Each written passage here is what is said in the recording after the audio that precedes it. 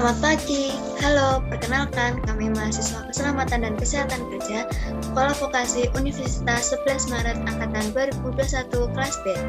Dan di sini kita akan sedikit menjelaskan tentang produk kami yaitu website.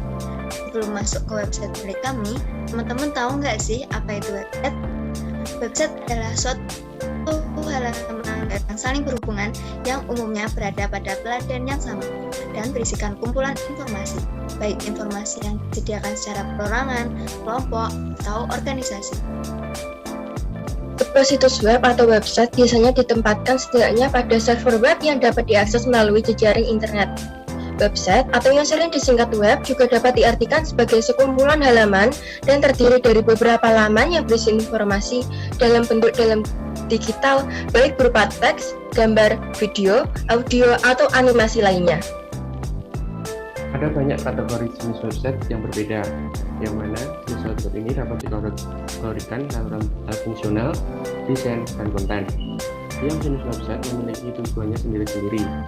Jenis website yang juga dapat diklasifikasikan ke dalam banyak kategori yang lebih luas, berdasarkan informasi yang diberikan. Situs web dapat memiliki banyak fungsi dan dapat digunakan dalam berbagai mode. Situs web dapat berupa situs web pribadi, situs web perusahaan untuk perusahaan, situs web pemerintah, situs web organisasi, dan lain sebagainya. Nah, situs web yang kami buat ini termasuk ke dalam situs web blog. Tapi sebelum itu, perkenankan kami memperkenalkan diri selaku pembuat website ini. Dimulai dari saya, Juan Firmansyah.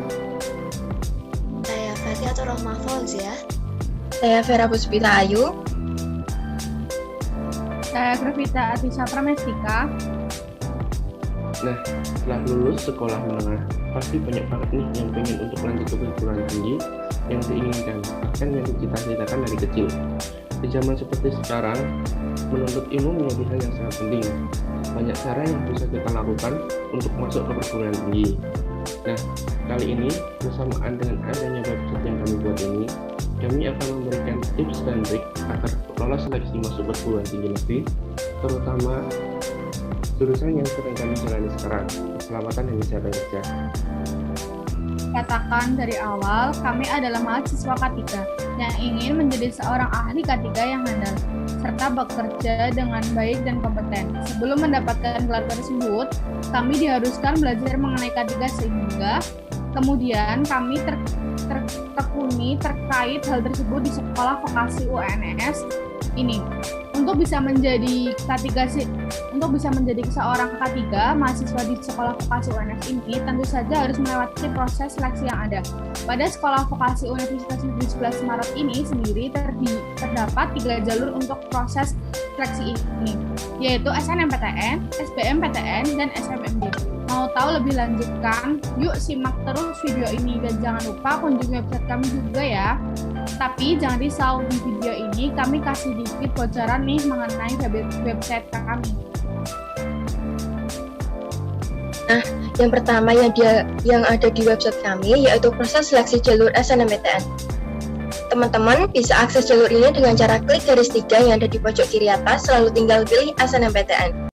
SNMPTN sendiri merupakan singkatan dari Seleksi Nasional Masuk Perguruan Tinggi Negeri yang merupakan salah satu bentuk jalur seleksi penerimaan mahasiswa untuk memasuki perguruan tinggi negeri yang dilaksanakan serentak seluruh Indonesia.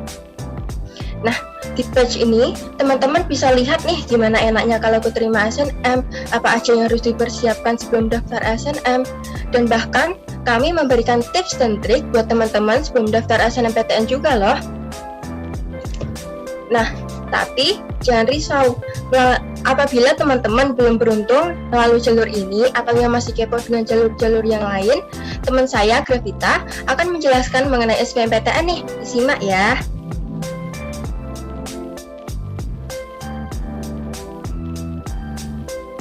Oke, kali ini aku akan membahas mengenai SBMPTN. SBM itu sendiri adalah seleksi bersama masuk perguruan tinggi negeri. Nah, SBM itu sendiri itu dilaksanakan oleh lembaga pusat LTMPT. Jadi nanti setiap siswa akan mendaftar melalui LTMPT itu sendiri. Adapun beberapa hal yang ada di website kami yaitu persyaratan peserta SBMPTN kelompok ujian UTBK. Jadi di SBMPTN tersebut ada ujian yaitu UTBK. Nah, itu ada beberapa pembagian tersendiri, yaitu antara Saintek ataupun Sosum. Terus mungkin kalian bertanya-tanya juga terus kalau misal nggak diterima SNMPTN, SBMPTN, ada jalur lain nggak sih untuk memasuki sekolah vokasi UNS ini? Nah, ada juga jalur lain yaitu SMMD yang akan dijelaskan oleh Pak Fatiatur. Di sini aku mau jelasin SMMD atau ujian mandiri masuk perguruan tinggi UNS. Pak Gavi, boleh diklik. Nah, SMMD sendiri adalah jalur seleksi mahasiswa masuk diploma yang dapat diikuti oleh lulusan SMA, MA, SMK, atau yang sederajat lulusan 3 tahun terakhir.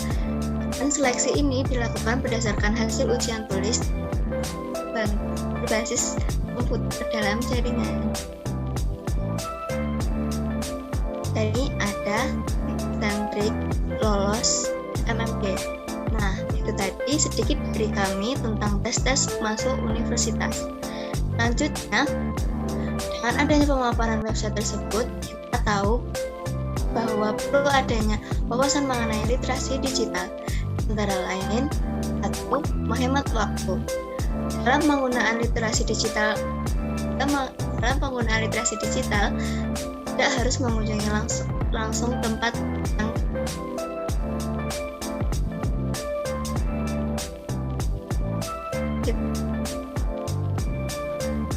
tujuan bandingkan menggunakan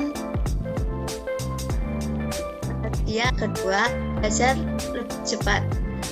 Dalam literasi digital, seseorang yang ingin menemukan informasi dapat dilakukan dengan cepat hanya dengan menggunakan media elektronik seperti komputer dan smartphone. Dalam hitungan detik, pengguna dapat mendapatkan informasi yang diinginkan tanpa bersusah payah mencari. Yang ketiga, menghemat uang. Dalam pemanfaatan literasi digital, keuntungan seseorang yang dapat dirasakan salah satunya adalah menghemat uang. Penghematan uang dapat dirasakan jika pengguna menggunakan media digital dalam melakukan pembelian secara online. Bagi mahasiswa maupun pelajar yang mengikuti bimbingan belajar sekolah-sekolah, dengan pemanfaatan literasi digital, saat ini sudah banyak fasilitas bimbingan belajar yang menawarkan private secara daring dengan harga yang lebih murah daripada biasanya. Yang keempat, membuat lebih aman. Sumber informasi yang tersedia dan bernilai di internet jumlahnya sangat banyak.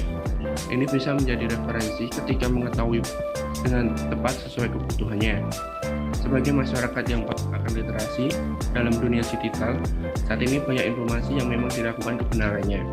Namun jika masyarakat mengambil langkah yang tepat, informasi digital ini bisa dimanfaatkan untuk mencari informasi yang sebenar-benarnya. Dan manfaat literasi digital yang kelima adalah selalu memperoleh informasi terkini. Karena kehadiran informasi digital terpercaya akan membuat seseorang selalu memperoleh informasi baru. Pada era digital saat ini, informasi dapat berubah dalam hitungan detik.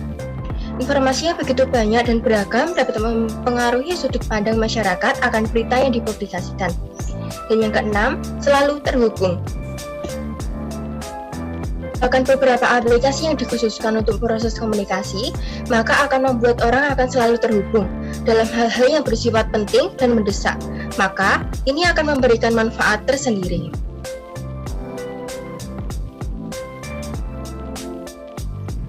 Yang ketujuh atau yang terakhir, membuat keputusan lebih baik.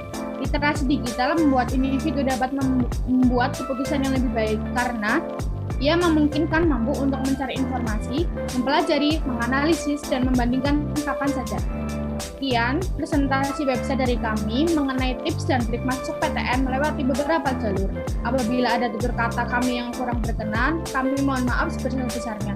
Terima kasih yang sudah menonton video dan mengakses website kami. Salam sejahtera untuk kita semua. Wassalamualaikum warahmatullahi wabarakatuh.